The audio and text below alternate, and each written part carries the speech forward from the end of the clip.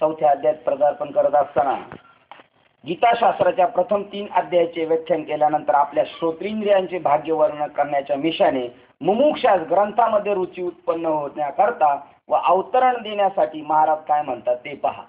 आपल्याला गोडी लागावी याच्यासाठी या गीतेचा एकमेव विषय केवळ आत्मा आहे. आत्मप्राप्तीसाठी मनुष्याने यथासांग प्रयत्न करावे. आलेले अडथळे इथे सांगितलेले आहेत. आत्मरूपी ठेवा जर आपल्याला हस्तगत करत असताना कोणत्या गोष्टीच्या अडचणी येतात त्या गोष्टीचं निरूपण करून 3ऱ्या अध्यायामध्ये पुन्हा मार्ग सांगितला होता. त्याच मार्गाची पुन्हा 4थ्या अध्यायात परत सुरुवात आहे बघा. 3रा अध्याय सुरुवात झाला तेव्हा पिपीलिका मार्ग, मुमुक्ष, विहंगम मार्ग सांगितला, ज्ञान मार्ग सांगितला. आता 4थ्या अध्यायात तोच विषय सांगणार आहे आणि धोका सांगितला. शेवटी जाता जाता त्याच्यापासून जर जीव त्या ज्ञानापासून आणि इंद्रियांच्या नादी लागला तर आपला आत्मसुख हरवून बसतो. 4था अध्याय सांगताना ज्ञानेश्वर महाराज सांगतात, आज कानांना उजाडले म्हणजे त्याचा भाग्योदय झाला. कारण यथार्थ गीता श्रवण होणे बहुतेक स्वप्नवत असंच आहे. गीतेचं खरं खरं वर्म कळणं हे मात्र स्वप्नवत आहे. म्हणजे आपल्याला गीता श्रवण होणे बहुतेक स्वप्नवत, म्हणजे स्वप्नात कल्पना केलेली आपण राजा झालो. वास्तव्यात तसं गीतेचं खरोखर श्रवण होणं आपल्याला अवघड आहे. असा गीतेसारखा ठेवा आज कानांनीच पाहिला. ते कसे झाले तर म्हणाल तर जागृत झाल्यावर स्वप्नातील गोष्टी खोटीच असते पण तीही आज खरी व्हावी असे झाले आहे. आधीच आत्म अनात्म विचाराची गोष्ट आहे. या गीतेमध्ये कशाची चर्चा आहे? इथून तिथून आत्म आणि अनात्म. आत्म म्हणजे शाश्वत गोष्ट आणि अनात्म म्हणजे नाशिवंत. नाशिवंत देह जाणार ही अनात्म वस्तू, आत्मा शाश्वत आहे. ह्या दोनच विषय या गीतेमध्ये, इतरत्र दुसरा विषयच नाही. आधीच आत्म अनात्म विचाराची गोष्ट त्यात जगतश्रेष्ठ भगवान श्रीकृष्ण तिचे प्रतिपादन करणारे आहेत आणि भक्त शिरोमणी अर्जुनासारखा श्रोता ऐकत आहे.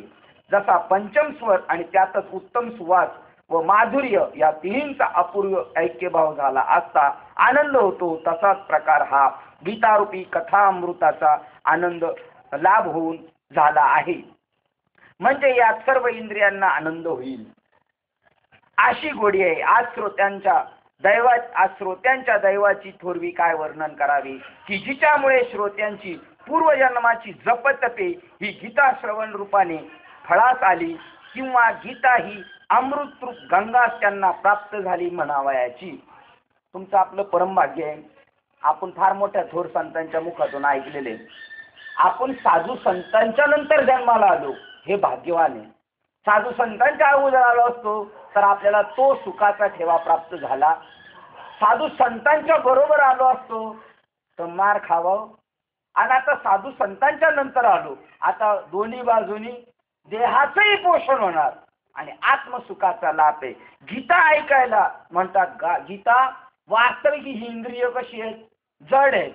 पण या जड इंद्रियांना सुद्धा आनंद होईल असा हा गीतेचा विषय श्रवण. आणि ज्याला गीता ऐकायला मिळतील त्याचं पूर्वजन्म काय झालेले की जिच्यामुळे श्रोत्यांची पूर्वजन्माची जपतपे ही गीता श्रवणाच्या रूपाने फळास आली.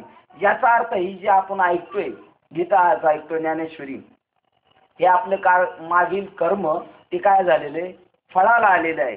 गीता ही अमृतरूप गंगा त्यांना प्राप्त झालेली. गीता ऐकल्यानंतर माणूस मारणार. गीता ऐकली म्हणजे ही वाचली म्हणजे नाही, अनुभवली म्हणजे. सेविली अमृत सरिता रोग दौडूनी पंडुसुता अमरण उचिता देऊन घाली. गीता हे अमृत तत्व आहे म्हणजे जीवाला जाणीव करून देणारे का आत्मा अमर आहे, आत्मा कधी मरत नाही ही त्याला जाणीव करून देणार आहे. म्हणून सर्वच्या सर्व इंद्रियांनी आपापली कामे सोडून आता श्रवण इंद्रियाच्या ठिकाणी वास करावा.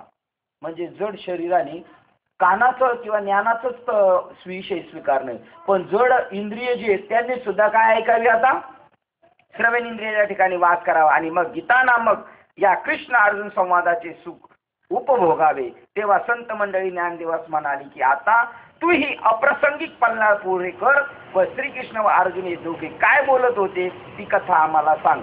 ज्ञानदेव म्हणतात, त्यावेळी संजय धृतराष्ट्रास म्हणाला, दैव संपत्तीने अर्जुनाचा आश्रय केला कारण साक्षात श्रीकृष्ण त्याच्याशी अतिप्रेमाने बोलत आहेत. अतिप्रेमाने कशावरून म्हणशील तर ते गुह्य श्रीकृष्णाने आपला पिता वसुदेव याला सांगितले नाही तसेच जे गुह्य ज्ञान माता देवकी हिला सांगितले नाही व जे बंधू बलराम यासही सांगितले नाही ते गुह्य आज अर्जुनाला सांगत आहे.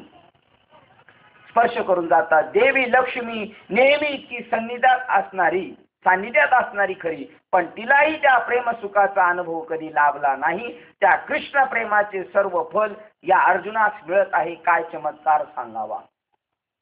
मोक्ष सुखाचं, आत्मिक सुखाचा ठेवा अर्जुनाला जो देवाने दिला, आणि तुमचं आमचं परमभाग्य आपण त्याचा विचार केला तर श्रीपाद बाबांच्या योगाने आपल्याला ते सुख मिळालेले आहे, जे कोणालाच माहिती नाही. जगाच्या बाजारात जर आपण फिरलो तर ज्ञानेश्वर महाराज बरोबरी त्या काळात करतात, योगी हा दुर्लभ तो मी देखिला साजनी. योगी लोकांना जे सुख अनुभवायला नाही भेटलं, ज्यांनी देहाच्या गरजा टाकून दिल्या, खाण्यापिण्याची काळजी केली नाही, थंडी ऊन वारा पाऊस याची काळजी केली नाही, हिमालयाचा रस्ता पत्करला, पण त्यांना जे सुख नाही मिळालं ते ज्ञानेश्वर महाराज त्या काळातला विचार करा. संन्यासाचं कार्ट म्हणून ज्यांना जगाने संबोधलेलं आहे, ज्यांना वाळी टाकलेलं आहे, तो व्यक्ती बरोबरी करतोय. कोणाची बरोबरी करतोय? ज्या राजा रजवाडे ज्यांच्यामध्ये जेवढे म्हणून त्या काळातले श्रेष्ठ लोक होते ते योगीजनांना नतमस्तक होतात. त्या योग्यांना जे मिळालं नाही ते ज्ञानेश्वर महाराज म्हणतात मला मिळाले. इथं ते सांगतात जे गुह्य ज्ञान जे देवाने आईला सांगितलं नाही, भावाला सांगितलं नाही, वडिलांना सांगितलं नाही, पती लक्ष्मी एवढी जवळ आहे तिला जी गोष्ट सांगितली नाही. पुढे पहा. सनकादिकाच्या त्या प्रेमसुखाविषयीच्या आशा खरोखर बहु दिवसापासून अतिशय बळावलेल्या होत्या. ऋषी मुनी त्यांना सुद्धा जेवढ्या लढीवाळपणाने सांगितले नाही, बाबा रे अर्जुना ऐक रे बाबा. अर्जुनाने त्याला म्हणायचं देवाला तुला लाज वाटत नाही का? तरी सुद्धा एवढ्या लढीवाळपणाने सांगितलं. खरोखर सनकादिकाच्या त्या प्रेमसुखाविषयीच्या आशा खरोखर बहुत दिवसांनी अतिशय बळावल्या होत्या, पण त्याही इतक्या यशास आल्या नाही. कारण त्यांना थोडी जागा दिल्यासारखी वाटते का तुम्हाला? इथं देवाला नाही, देवकीला नाही जागा दिली, वसुदेवाला नाही, पत्नीला नाही, भावाला नाही, पण सनकादिकाला जवळ घेतलं ना. सनकादिक कोण येते? हे आपलेच भाऊबंद आहेत, निवृत्त झालेले त्या संसार दलदलीतून. त्यांना ही साधना मिळालेली जी आपण साधना करतो ती. राम नाम तो सब कुछ हे गुण ज्ञान. राम नाम तो सब कुछ कहे ठग ठाकुर और, पर जिस नाम से ध्रुव और प्रल्हाद करे वो नाम कुछ है. त्याची सुरुवात आता इथून पुढे होणार आहे. त्याही इतक्या योग्यतेला प्रेम सुखाला अर्जुनाच्या ठिकाणी या जगदीश्वराची इथे अगदी अनुपम्य प्रेम दृष्टीच पडते. यावरून या अर्जुनाने किती सर्वोत्कृष्ट पुण्य केले असावे सांग बरे. आपणच आपला विचार करायचा, आपलं काय परम भाग्य असेल की आपल्याला हे ज्ञान मिळालेले, पुण्य फळाले. या ज्ञानाने आपल्याला एवढं परिपक्वता मिळाली. चांगले चांगले दिवस रात्र, 4 वर्ष आळंदी, कोण काशी, कोण पंढरपूर आहे, ते म्हणतात दुसरं काहीच नाही आम्हाला माहित नाही, आणि ते आपल्याला मिळालं. यावरून अर्जुनाचे सर्वोत्कृष्ट पुण्य किती असावे. आणि बाबांच्या भाषेत बाबा म्हणतात तुम्ही सोन्याहून पिवळे, चालायला जागा नाही एवढी माणसं आहेत, पण ते कोण या गोष्टीचा विचार करत नाही. पहा की ज्या अर्जुनाच्या प्रीतीविषयी हा देव तत्वता निराकार असून साकार झाला.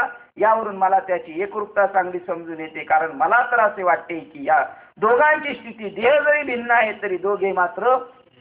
आणि प्रबोध काय सांगतो आपल्याला? बाबा म्हणतात तुम्ही आणि मी दिसायला 2 आहे, पण असा तो 2पणा सुद्धा संपलेला आहे. आता तुमच्यात आणि आमच्यात काहीच फरक राहिलेला नाही. हे एक तत्व कळतो तो संप्रदाय, आणि ती माणसं जगामध्ये अत्यंत दुर्लभ आहे. एक नाम हरी, द्वैत नाम दुरी, आणि अद्वैत कुसरी निराळा जाणे. हे अद्वैत तत्व सांगितले. या दोघांचे देह जरी 2 असले तरी आत्म आणि स्वरूप मात्र एक आहे. नाही तर एरवी हा भगवान योग्यांना आढळत नाही. वेदार्थालाही त्याचे आकलन होत नाही. वेदांताचा अभ्यास करणाऱ्यांना सुद्धा कळत, योग्यांना सुद्धा कळत नाही. कारण ते कशावर दृष्टी ठेवून आहेत सांगा बरं? आतापर्यंत आपण इथपर्यंत आलोय. वेद अभ्यास करण्याची दृष्टी कशावर आहे? फलावर आहे, देहावर आहे. फळ कशासाठी? देहाच्या पोषणासाठी. आणि जो देहावर आरूढ झालेला आहे त्याला वेदाचं फळ मिळत नाही. योगी लोक सुद्धा कशावर प्रेम करतात? देहावरच प्रेम करतात. आणि याच्यापर्यंत ध्यानाची दृष्टी पोचत नाही.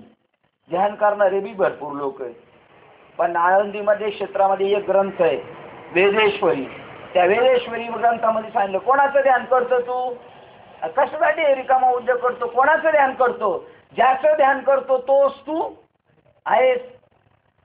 ध्यानालाही त्याची दृष्टी पोचत नाही असा जो आत्मस्वरूप अनादि अविक्रिय अचल भगवान तो अर्जुनावर किती कृपावंत झाला आहे पहा. हा कृष्ण त्रैलोक्यरूपी वस्त्राची घडी आहे. किती मधून मधून टच आहे, पण आपल्याला जाणीव झाली तर बरी. काय आहे सगळं? हे सगळे आता प्लॅस्टिकचा कागद टाकलाय, सगळं मिळून काय आहे? प्लॅस्टिकच आहे. तसं हा कृष्ण त्रैलोक्यरूपी वस्त्राची घडी आहे. हे त्रैलोक्यच काय?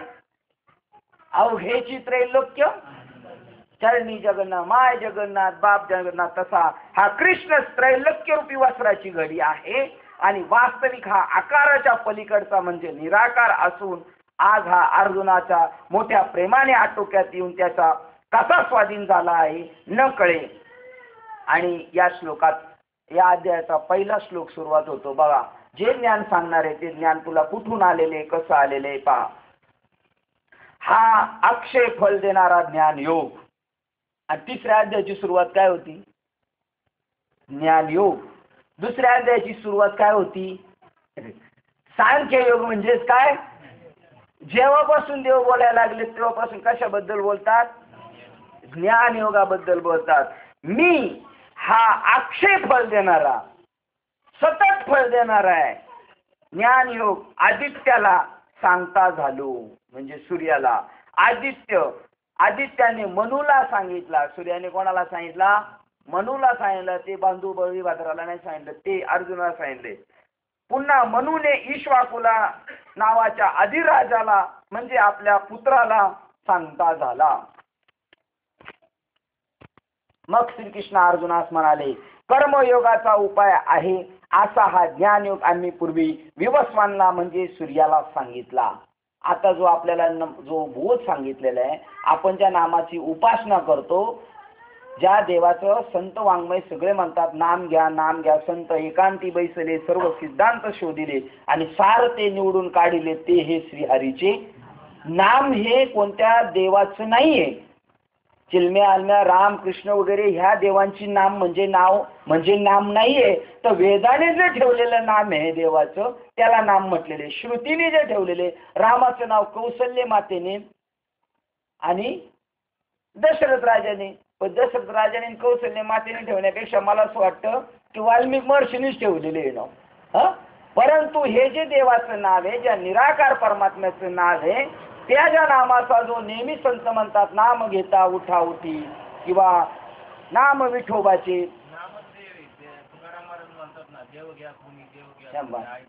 हा नामच देवे देव घ्या कोणी देव घ्या किंवा हकारोनी सांगे तुका नाम घेता.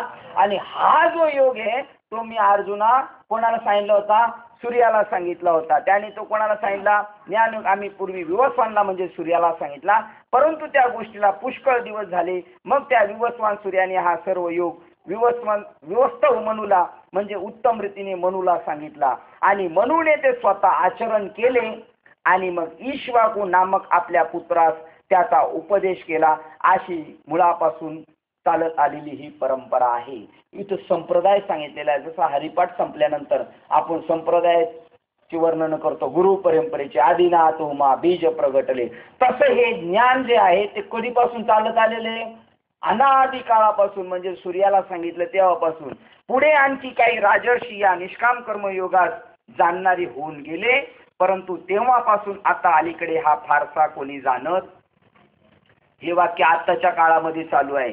पुढे आणखी काही राजर्षी या निष्काम कर्मयोगात जाणणारे होऊन गेले, परंतु तेव्हापासून आता अलीकडे तो फारसा कोणी जाणत नाही. कारण प्राणी मात्राच्या आवडीचा भर केवळ विषय सेवनाविषयी असून देहावरच विशेष प्रेम असल्यामुळे त्यांना यथार्थ आत्मबोधाचा विसर पडलेला आहे.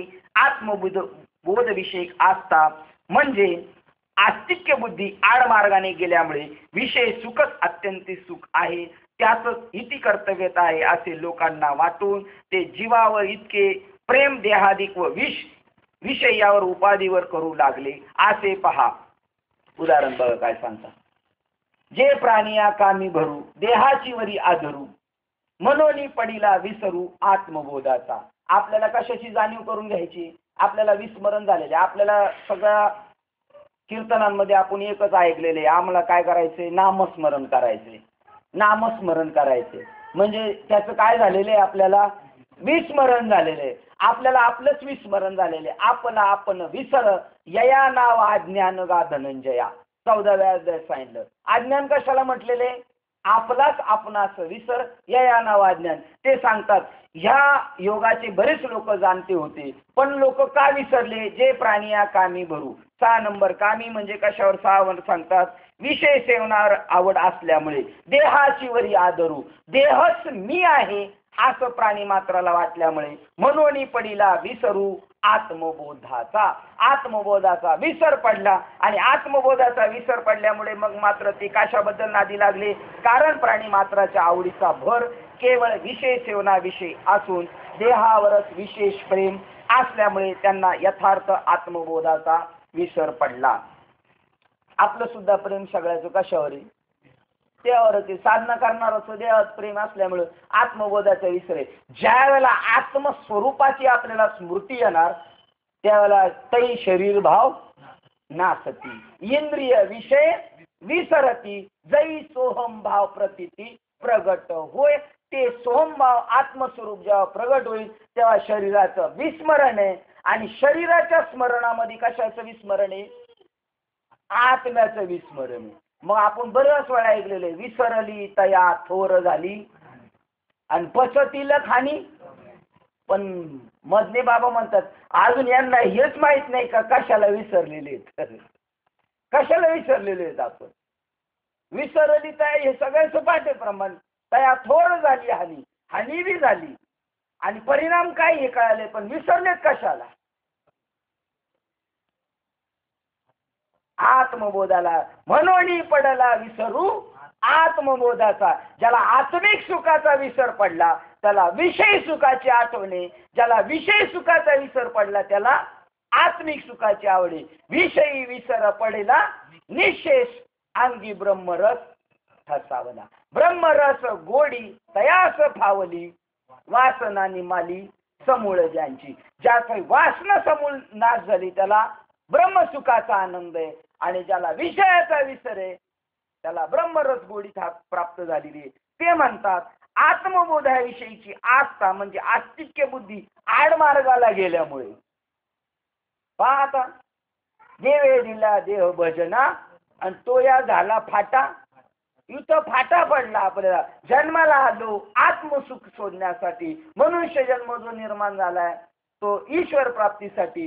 पण तो जन्माला आल्यानंतर घरच्यांनी सांगितलं शाळेत जा, शाळेत गेल्यानंतर चांगली मार्क पाड, मग चांगल्या ठिकाणी कामाला लाग आणि चांगला पगार घेऊन ये. आणि हे सगळं कशासाठी चालले, एका देहासाठी झाले. म्हणजे ज्याच्यासाठी आला तिथं फाटा फुटला आणि तो या झाला फाटा बाधिकेचा. बाधा म्हणजे आत्मा विसरून देहावर प्रेम करू लागला, बाधा झाली, भूताची बाधा झाली. तसं आत्म्याला बाधा झाली, आत्मविषय विसरला जीव आणि देहाची त्याला बाधा झाली. आत्मबोधक विषयीची आस्था म्हणजे आस्तिक्य बुद्धी आडमार्गात गेल्यामुळे विषय सुख हेच अत्यंत सुख वाटते. आणि जोपर्यंत आपण समजायचं आपल्याला, जोपर्यंत संसाराची गोडी आहे तोपर्यंत आपण याच सदरात आहे. जोपर्यंत आपल्याला संसाराची गोडी आहे तोपर्यंत समजायचं. आणि ज्यावेळेला संसाराची गोडी संपली त्यावेळेला समजायचं. कारण संसार कशामुळे आहे, संसार देहामुळे, आत्म्यामुळे संसार नाही, देहामुळे संसार आहे. आत्म्याच्या विस्मृतीमध्ये देहाची स्मृती आणि देहाच्या स्मृतीमुळे 84 लक्ष योनीची टाकसाळ आहे. ती टाकसाळ विसरायची असेल तर आस्तिक्य बुद्धी आडमार्गामुळे गेलेली. जिथं आत्म्याच्या तिथं बुद्धी पाहिजे ती आडमार्गाला गेल्यामुळे विषय सुख ही आत्यंतिक सुख आहे. आणि त्यातच इति कर्तव्यता असे लोकांना वाटून ते जीवा इतके प्रेम देहावर करायला लागले. मग ते प्रेम कशावर पाहिजे आपलं, ज्ञानेश्वर महाराज 16व्या अध्यायात सांगणार आहे. ज्याला आपल्या देह आपल्या स्वरूपावर प्रेम आहे, ज्याचं आपलं आपल्यावर प्रेम आहे, त्यांनी यांच्यापासून विषयापासून सावध राहायचं. 16व्या अध्यायातला 22 नंबरचा सांगतो. काम क्रोध लोभ हे विषय जे आहेत, ज्याचं आपलं स्वतःवर प्रेम आहे त्यांनी काय करायचं, यांच्यापासून सांभाळून राहायचं. देहाधिक जीवा इतकेच प्रेम देहादी विषयावर उपाधीवर करू लागले. असे पहा नागड्या गावाच्या लोकात उच्ची वस्त्र काय करावायचे, ज्ञानेश्वर महाराज जेव्हा ज्ञान वाटायला लागले, तुकाराम महाराज जेव्हा देव वाटायला लागले, त्यावेळेला त्यांना हा झालेला खेद आहे. ते म्हणले वस्त्र विकायला गेलोय, पण दिगंबर का? जहान जाके गुण ले, जहान जाके गुण ले, तहान ताके ठाव, धोबी बस के क्या करे दिगंबर का, धोबी बसकर क्या करे दिगंबर का गाव. धोब्याने दुकान टाकले, लॉन्ड्री टाकली, पण कोणत्या गावात टाकलेली? जे कपडे घालती नाही त्या गावात लॉन्ड्री टाकलेली. तसं साधूच येणं झालेले, कोणत्या गावात येणं झालेले? ज्यांना आत्मबुद्धीबद्दल विसरत पडलेलं आहे, ज्यांना विषय सुखाचीच चाड निर्माण झालेली आहे, त्याला तुकाराम महाराजांनी वर्णन केलं. आज देव घ्या फुका, देव घ्या फुका, न लगे रुका मोल काही. कीर्तनाला तरी खर्च लागेल कीर्तन ठेवायला, पण फुकट देव देतो. आहे का असं कोण माहीचा लागल्या जगात? देव देणारा, देव घ्या फुका. पण जो फुकट देणारा देव, त्याचं तुकाराम महाराजांनी हात ठेवले. देव न लगे, देव न लगे, साठवणीचे रुंदले जागे. जिथं देव जागा करायचं, साठवायचं, तिथे यांनी काय साठवून ठेवलेले? ते विषय साठवून ठेवलेले आहेत. असे पानागड्या लोकांच्या गावात उंची वस्त्री काय करायची, किंवा जन्मांधाला सूर्याचा काय उपयोग सांग बरे?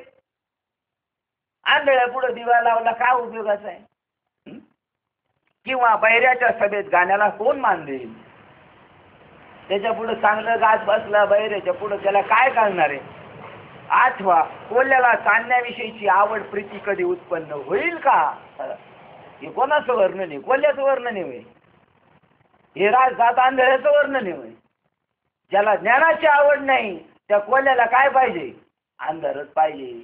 कोल्ह्याला चांदणं नकोय, चोराला उजाडलेलं नकोय. तसे चंद्रोदयापूर्वी ज्याचे असलेले डोळे मिटतात. कशाबद्दल हे वर्णन चाललंय? अर्जुना, हे ज्ञान मी तुला जे सांगतो ना, माझ्या जवळच्या कोणाला सांगितलं, पण हे कुठून आलेलं हे तुला सांगतो. ते किती तोला मोलाचे, सूर्य, मनु, विवासवान, राजे राजवाडे यांना सांगितलेले ते तुला सांगतो. पण इथं सांगायला लागलो तर हे वस्त्रहीनाचं गाव, डोळे फुटलेले आहेत कावळ्यांचे, त्यांना सूर्य उगवल्याचा, चंद्र उगवल्याचा काय फायदा आहे? तसले चंद्रोदयापूर्वी असलेले डोळे ज्याचे फुटतात म्हणजे मिटतात, ते कावळे चंद्रास कसे बरे ओळखतील? कोणाचं वर्णन चाललेले पहा. त्याप्रमाणे ज्यांनी वैराग्य रूपी जीवाची शिव सुद्धा कधी पाहिली नाही, आणि ज्यांना विवेक म्हणजे काय याचे नाव देखील माहीत नाही, ते मूर्ख मज परमेश्वर स्वरूपात कसे बरं प्राप्त होतील? हे ज्ञान केव्हा स्वीकारतील? ते केव्हा त्यांना ती गोष्ट प्राप्त होईल? ज्याप्रमाणे ज्यांनी वैराग्य रूपी जीवाची शिव सुद्धा कधी पाहिली नाही, ज्याला संसाराबद्दल विरक्तीच निर्माण झाली नाही, ज्याच्या देहाबद्दल ज्याला विरक्तीच निर्माण झालेली नाही, आणि ज्यांना विवेक म्हणजे काय त्याचे नाव देखील माहीत नाही. विवेक कशाला म्हणतात? सार आणि आसाराचा निवाडा, आत्मा आणि अनात्माचा निवाडा, क्षेत्र आणि क्षेत्रज्ञाचा निवाडला. क्षेत्रज्ञ ते जाणतात ती ज्ञानी. ज्ञानेश्वरनाथ महाराज म्हणतात, क्षेत्र काय, क्षेत्रज्ञ काय हे ज्ञानी लोक जाणतात. ते मूर्ख मज परमेश्वरास कसे बरे ओळखतील? महाज जगाच्या बाजारात म्हणतो देव भेटलं एवढं सोपं नाही, आणि देव का आम्हाला भेटणार आहे का? आणि देव आता राहिलाच नाही. त्याला ज्ञानेश्वर महाराज काय उदाहरण देतात बघा. ओळ क्रमांक 26 क्रमांक, तैसी वैराग्याची शिव न देखती. ज्यांना वैराग्य, त्यांनी काय वैराग्याची शिवच नाही पाहिली. जे विवेकाची भाषा नेलती ते मूर्ख केवी पावती माझा ईश्वराते. ते मूर्ख लोक मला केव्हा प्राप्त होणार आहे? ते वैराग्याची शिव न देखती. इथे एक एक्स्ट्रा टाकलेले बघा या ओळीचा अर्थ करताना. इथं सांगितलं वैराग्याची शिवन, आणि इथे यांनी मध्ये जीव टाकलंय. शिव याचा अर्थ काय केलाय त्यांनी? बघा आता. आणि शिव कशाबद्दल म्हणतात याला? इथं शिव कशाबद्दल म्हणलेले? आपल्या गावाला काय असती त्या शिवाबद्दल, आणि हे शिव म्हणजे जीव. बघा आता अर्थाचा अनर्थ भागवताचे कशा. त्याप्रमाणे ज्यांनी वैराग्य रूपी जीवाची शिव सुद्धा कधी पाहिली नाही. वैराग्य रूपी जीवाची शिव, वैराग्य रूपी गाव, आणि त्याची गावाची काय ही शिव. ज्यांनी त्या गावाची शिवच पाहिली नाही त्याला गावात काय आहे ते काय कळणार आहे? इथं जीव टाकून घटाळा गेला बघा. अरे काय बाबा, तुम्ही आपण अभ्यास व्हायला पाहिजे, आपण शोध केला पाहिजे. नेमकं काय म्हणायचंय ज्ञानेश्वर महाराजांना? भल्या भल्यांची डोकी मंद झालेली, आणि म्हणून लोक म्हणतात ज्ञानेश्वरी अवघडे. कारण निखळ ज्ञान आहे ना, तिथं काय गोष्ट नाही काय नाही. आणि ज्ञान निव्वळ ऐकणं म्हणजे काय, निव्वळ तुपाचं खाल्लं का लोकांना लगेच ले लोटा चल, ले लोटा चल, आहे का नाही. त्याप्रमाणे ज्यांनी वैराग्य रूपी काय ज्ञानेश्वर महाराज चपरा गेला, हे विद्वान जनाला सांगतात ज्ञानाची खबर नाही तुम्ही ज्ञानेश्वरी वाचता, आत्मज्ञानाची खबर नाही. जया चंद्रोदया आवरते जयाचे डोळे फुटती असते, ते कावळे केवळी चंद्रा ते ओळखती. म्हणजे जे मनुष्य ह्या त्या कावळ्यांबद्दल बोलले का, माणसाच्या जन्माला आलेले कावळे धर्मग्रंथाच्या उलटे पालटे धर्मग्रंथ घेतले, पण त्यांना ईश्वर तत्व कळाले नाही. ते कोण आहेत सगळे? बघा आता काय. तैसी वैराग्याची शिव न देखती, वैराग्य रूपी गावाचीच ज्यांनी शिव पाहिली नाही, जे विवेकाची भाषा माहीत नाही त्यांना, ते मूर्ख केवी पावती मज ईश्वरा. ते मला मूर्ख कधी प्राप्त होऊ शकतात. कैसा नेनो मोह वाढीनला, कसा यांना मोह वाढलेला आहे. त्याप्रमाणे ज्यांनी वैराग्य रूपी इथे जीवाची काट मारली पाहिजे, शिव सुद्धा कधी पाहिली नाही, आणि ज्यांना विवेक म्हणजे काय याचे नाव देखील माहीत नाही, ते मूर्ख मज परमेश्वर स्वरूपात कसे बरे प्राप्त होतील. का मोह इतका कसा वाढला कोण जाणे, पण त्यामुळे बहुतेक काळ व्यर्थ गेला. का मोह वाढला, आणि त्या मोह वाढल्यामुळे किती काळ व्यर्थ गेला. अहो जरा येता का 2 दिवस जाऊ पंढरपूरला? नको, 2 दांड्या होतील आणि आल्यावर तिथून परत एक आल्यावर कामाच्या खाडा, म्हणजे 3 खाडे होतील. अरे उलट ते 3 खाडे नाही, तेच खरे तुझे 3 दिवस भरले आणि बाकीचे सगळे दिवस खाडे. आयुष्य जात आहे पहा. किती विचार, आम्ही बी विचार करतो नको बाबा एक खाडा होईल, नको बाबा एक खाडा होईल, एक खाडा होईल, आणि एवढे खाडे झाले ते 365 दिवस. आयुष्य जात आहे पहा, काळ जपत असे महा स्वहिताचा घोर. स्वतःच्या हिताचा विचार केला का? स्वतःच्या हिताचा म्हणजे शरीराच्या हिताचा गाव, हे कळायला सुद्धा डोकं शांत पाहिजे माणसाचं. स्वहिताचा घोरवा म्हणजे कोणाचं हित नेमकं, शरीराचं हित का आत्म्याचं हित? स्वहिताचं हित म्हणजे शरीराचं हित का आत्म्याचं हित? आणि लोक शरीराचं हित पाहतात का आत्म्याचं हित पाहतात? आता आमच्या गावाला एक बाबा आले होते, त्यांना आम्ही दिलं खर्च थोडासा जाण्या येण्याचा. ते म्हणले काय अरे, म्हणजे गाडी मला इकावं लागेल 6 महिने तुमच्या गावच्या अशा तारखा घेतल्या तर. अहो तुम्ही गाडीचं डिझेल तरी द्या, ड्रायव्हरचा पगार राहू द्या, गाडीचा घासरा राहू द्या, माझा घासरा राहू द्या, पण डिझेलचं तर द्या. म्हणजे ते देहाचं हित करतात का आत्म्याचं हित? करी आता बापा स्वहिताचा स्वार्थ. स्वहिताचा स्वार्थ म्हणजे शरीराचा स्वार्थ का आत्म्याचा स्वार्थ? आणि खरे साधू शरीराचा स्वार्थ करतात, आत्म्याचा स्वार्थ करतात. आणि हे सगळे बाकीचे जण बर शरीराचा स्वार्थ करून शरीर शेवटी काय, ते तर काळाचे हाती आहे, त्याची राखच होणार आहे. साधू आणि तुम्हाला आपल्याला सांगतात तुका म्हणे हित होय तो करा. आता तुम्हाला काय स्वार्थ करायचं होतं तुमचा, खरे स्वार्थी साधू आहेत. साधू जन्माला निवृत्ती महाराजांच्या कीर्तनात ज्ञानेश्वर महाराज नाही कोणाच्या पोटी येत जन्माला, येतात का संत येतील परत जन्माला? तुकाराम महाराज म्हणले घेईन मी जन्म, मग घेतला का? आले का जन्माला? का नाही आले जन्माला? जन्माची वाट पुसून टाकली त्यांनी. मस्त प्रमाण दिलं महाराज. जन्माला नाही आला. अरे तुकाराम महाराज जन्माला नाही आले, अमुक नाही आले, तमुक नाही आले, धमुक नाही आले, पण आपलं काय, आपण येणार का नाही जन्माला? कोण नाही म्हणले? चंदू बाबा नाही म्हणले, मग बरोबर आहे, गॅरेंटेड. जन्म नाही येणे ऐसे केले, बरोबर आहे. त्याप्रमाणे ज्यांनी वैराग्य रूपी जीव इतका मोह कसा वाढला कोण जाणे, त्यामुळे बहुतेक काळ आपला व्यर्थ गेला, आयुष्य गेलं आपलं गेलं. पण अजून जाण नाही बरं का. कोणाचे 40 गेले, कोणाचे 50 गेले, कोणाचे 60 गेले, काही आले तसेच. काहींच्या 5व्या बी नाही झाल्या, हॉस्पिटलमधूनच राजेवाडी डायरेक्ट. राजेवाडी म्हणजे हॉस्पिटल नाही, राजेवाडी हॉस्पिटलमध्येच डिलेव्हरी आणि राजेवाडी स्मशानमध्येच ट्रान्सपोर्ट. मुक्ताबाई हॉस्पिटलमध्येच डिलेव्हरी आणि स्मशानातच. त्यांना घर नाही त्यांनी ओळखलं, गावं नाही ओळखलं, आईबाप नाही ओळखले, देव कधी ओळखायला चान्स भेटेल त्यांना. आणि आपल्याला भेटलाय तर आपण म्हणतो झाली आमदारांची ओळख तर बरं होईल, झाली खासदाराची ओळख तर बरं होईल. काय होणार आहे एवढ्या ओळखी करून? ते पळवणारच आहेत आपल्याला. इतका काळ व्यर्थ वाढला, पण त्यामुळे बहुतेक काळ व्यर्थ गेला. आणि म्हणून ज्या लोकी हा बुद्धियोग लोपला केवळ जवळजवळ बुडाल्यासारखाच आहे आजच्या युगामध्ये सगळा लोपलेला योग. ज्या योगाने आपल्याला योग म्हणजे देवाशी जोडण्याचा मार्ग सगळा बंद करून टाकलेला आहे. अरे बापरे, वेळ तर झाली आपली. दुसऱ्या अध्यायातले आपण परत माग गेलं तर अजून दिवस वाढायचे आपले नाही का. चौथ्या अध्यायातल्या 26 नंबरच्या ओळीला आपण थांबतोय. सुरुवात झालेली आपली. आपण जागृत होऊन उद्या यायचे. काय सूर्याला सांगितलं, काय मनूला सांगितलं, राजर्षीला काय सांगितलं, आणि आता काय लोक विसरलेली आहेत आणि यांचं आयुष्य फुकट गेलं. आमच्या गावचा एक मित्र आहे, तो म्हणतो असं कसं तू म्हणतो फुकट गेलं. आपण गावावरून आलो, काही नव्हतं, लोक खानोळी जेवायला होतो, आता खोली घेतली, पोरांना डिप्लोमा डिग्री शिकवली, गावाला घर बांधलं, चांगल्या सर्व्हिसला आहे आणि 50-50 लाख रुपयाचं कमवलं, तू म्हणतो फुकट गेलं. अरे फुकटच गेलं सगळं. हा, जन्माला आला हेला पाणी, हेल्याने पाणी वाहिलं, स्वतःसाठी वाहिलं का दुसऱ्यासाठी वाहिलं? कोणत्या हेल्याचं म्हणणे? हे आपलं पाणी वाहिलं कोणासाठी? आपल्यासाठी. आपण तर आपल्याला कधी जाऊन हॉटेलमध्ये आलं कोणी एकटा जाऊन वेलकम मध्ये जेऊन काय म्हणतो घरी जाऊन खाऊ. स्वतःसाठी नाही. म्हणजे सगळं कोणाचं चाललेलं आहे चरित्र आपलंच आहे. उद्या आपण हा विचार करायचा आहे, काय सांगितलं, असं काय सांगितलं सूर्याला. अर्जुनाचा भरोसा नाही, पण आपला भरोसा बसन म्हणून सांगता येत नाही. अर्जुन म्हणणार देवा तू ना आपण एकत्र खेळलो, तू माझ्या मामाचा पोरगा, आपण एकत्र खेळलोय, तू गवळ्याचा पोरगा, तू म्हणतो सूर्याला सांगितला. आपल्या आजी पणजी सुद्धा ते सूर्याला ओळखत नाही. तो केव्हाचा, आपण केव्हाचा, तू असं सांगतो.